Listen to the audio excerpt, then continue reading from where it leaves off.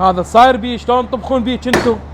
عند الطباخ صار له فتره بهاي الحاله، الجدر يسخن. غير تخابرني تحكي، غير تقول هسه راح اركب لك اياه وارجع لك اياه زيرو. اول شيء نبدا نفسخ عيونه هذول المطمومات. شوف الغاز شلون متجمع هنا، صاير مثل المي.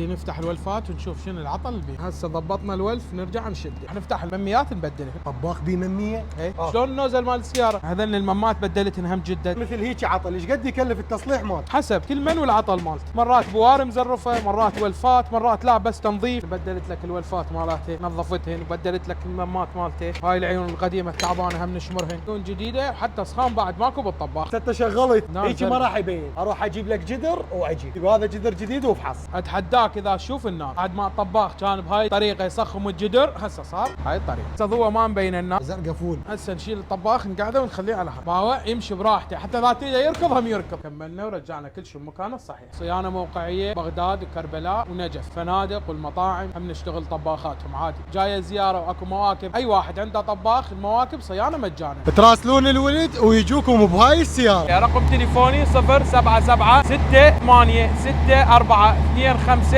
40، واحنا بخدمه كل واحد.